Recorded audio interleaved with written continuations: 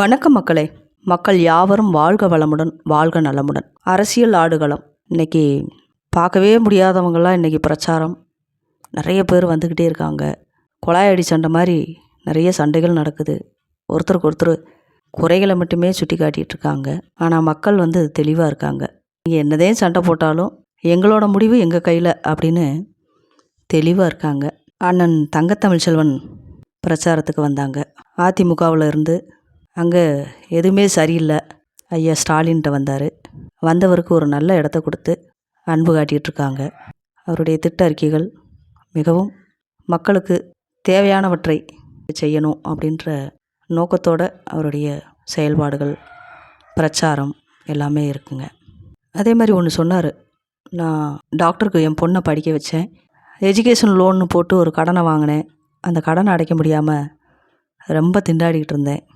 அப்போ முதலமைச்சர் அவங்க கூப்பிட்டு, பார்த்துக்கலாம், ஒரு பொசிஷனில் இருக்கக்கூடிய உனக்கே இவ்வளவு கடனை கட்ட முடியாத கஷ்டம்னா ஒரு சாதாரண எளிமையான மக்களுக்கு எவ்வளோ கஷ்டம் இருக்கும். அதனால் கண்டிப்பாக அந்த படிப்புக்கான கடனை எல்லாம் தள்ளுபடி பண்ணிடலாம் அப்படின்னு முடிவெடுத்து என்னையும் என்ன மாதிரி இருக்கக்கூடிய மக்களையும் காப்பாற்றினார். அந்த நன்றி விசுவாசம் என்றைக்கும் எனக்கு இருக்கும். இந்த கட்சி, இந்த இயக்கம் எதுவாக இருந்தாலும் என்னுடைய உழைப்பும் சேவையும் மக்களுக்கு என்றைக்குமே இருக்கணும்னு நான் நினைக்கிறேன். எங்களை வழிநடத்த எங்களுடைய அன்புக்குரிய அண்ணன் தளபதி அவர்களுடைய வழியில் நாங்கள் எப்பொழுதும் இருப்போம் அப்படின்னு அவருடைய அருமையான உரையில் சொன்னது ரொம்பவே நெகிழ்வை உண்டாக்கியது. அவருடைய திட்ட அறிக்கைகள் சொல்லும் காணொளியை காண்போம். வாங்க வீடியோக்குள்ளே போகலாம். உங்க தேர்தல் வாக்குறுதியா என்ன? ஜெயிச்சா என்ன பண்ண போறீங்க? நீண்ட நாள் வாக்குறுதி நிறைவேற்றப்படாமல் இருக்கிறது. தேனி பார்லிமெண்ட்டில் முல்லை பெரியாறில் பேபி டேமை பலப்படுத்தி இந்த 6 மாவட்ட விவசாயிகளை பாதுகாக்கணும். ஒன்று, திண்டுக்கல் சபரிமலை ரயில் பாதை வேணும். உசிலம்பட்டி தேனி போடிக்கு பைபாஸ் சாலை வேணும். இந்த 3 கோரிக்கை மெயினான கோரிக்கை. இதுக்கு முன்னாடி வந்தவங்க யாரும் செய்யலை. அண்ணன் தமிழ்நாடு முதல்வர் அண்ணன் தளபதி இந்தியா கூட்டணியில் மாபெரும் வெற்றியை பெற்று இந்த 3 கோரிக்கையும் தளபதி மூலமாக நாங்கள் தேனி பார்லிமெண்ட்டுக்கு நிறைவேற்றுவோம். இப்போ தேர்தலில் உங்கள் யாரா சக போட்டியாக நீங்கள் நினைக்கிறீங்க? அதிமுக அமமுக?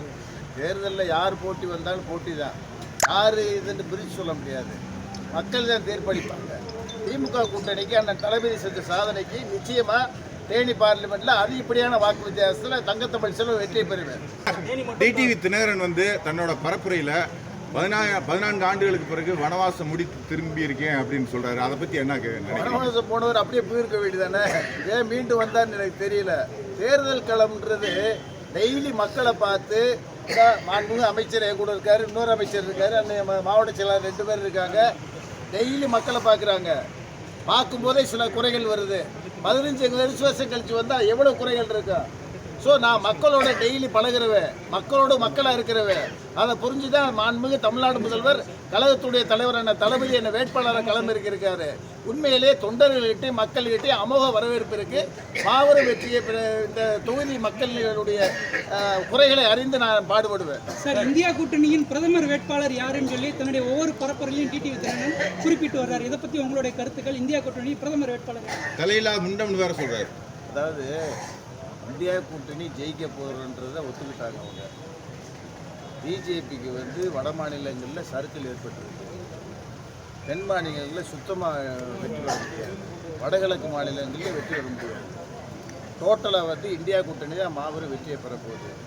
நாங்கள் பிரைம் மினிஸ்டர் தேர்வு பண்ணிக்கிறோம். எதுக்கு தினகரனுக்கு இந்த பயம்? அவர் ஒரு சீட்டு ஜெயிச்சாப்புல என்ன வேட்பாளர் பிரைம் மினிஸ்டர் தேர்வு பண்ண முடியுமா அவரால்?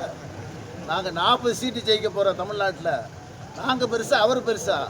அவர் பேச்செல்லாம் ஜஸ்ட் லைக் தட்டு விட்டுருங்க. ஒரு எம்பி ஜெயிச்சா யார் தேர்ந்தெடுக்கணும்? ஆனால் அவர் தெளிவாக இருக்காங்க, பிரதமர் மோடி தான் அடுத்த பிரதமர் கேண்டிடேட்னு நீங்கள் சொல்ல முடியுமா? இந்தியா கூட்டணியில் 13 கட்சி கூட்டணி வச்சுருக்கிறோம். 13 கட்சி தலைவர்களும் சேர்ந்து வெற்றிக்கு பின்பு பிரதமர் வேட்பாளர் தேர்வு பண்ணிட்டாங்க. மக்கள் அக்செப்ட் பண்ணிட்டாங்க. தேர்தல் முடிவுக்கு பிறகு அழகான பிரதமரை நாங்கள் தேர்வு பண்ணுவோம். நீங்கள் கவலைப்படுறீங்க? தர்ம யுத்தம் கொலையாளிகள் சொல்லிட்டு சசிகலாவையும் தினகரனையும் சொன்னார். இன்றைக்கு அவருடைய வந்து அவர் புதுசாக வர்றாங்க. அந்த தர்ம யுத்தத்தில் வந்து அவங்க எடுத்ததுக்கு இப்போ வரைக்கும் விளக்கம் சொல்லல. இந்த நேரில் அவங்க கூட அந்த நேரத்தில் வந்து கூடியிருந்தவங்க இப்போ அவருடைய செயல்பாடு எந்த மாதிரி இருக்குன்னு சொல்லிருக்கீங்க? இல்லை அவர் தர்ம யுத்தம் போனார், தினகரனையும் சசிகலாவையும் சாடினார். தினகரன் ஒரு கட்சி தொடங்கினார், ஓ பன்னீர்செல்வத்தை சாடினார். 2 பேரும் ஒன்று சேர்ந்தாங்க. இதே தினகரன் வந்து பிஜேபி வந்து 30 வருஷத்துக்கு தமிழ்நாட்டில் ஜெயிக்க முடியாதுன்னாரு. அடுத்த பிரதமராக நரேந்திர மோடி வர முடியாதுன்னு சொன்னவர் தான் தினகரன். இப்போ வந்து ஒரு சீட்டுக்காக போய் காலில் விழுத்து கெஞ்சி சீட்டை வாங்கிட்டு வந்திருக்காரு. எதுக்கு வாங்கிட்டு வந்தாருன்னு தெரியல. உண்மையிலே அதிமுகவில் பலம் இருக்குன்னு அவங்க விரும்பினா தினகரனும் பன்னீர்செல்வம் சேர்ந்து ஒரு சின்னத்தை வாங்கி தொண்டர் பலத்தை நிரூபிச்சிருக்கணும். பிஜேபி பக்கம் தினகரன் போவாரா, சுயேட்சையாக அண்ணன் பன்னீர்செல்வம் ராம்நாடு போவாரா? மக்கள் இதை எப்படி ரசிப்பாங்க, எப்படி அக்செப்ட் பண்ணுவாங்க?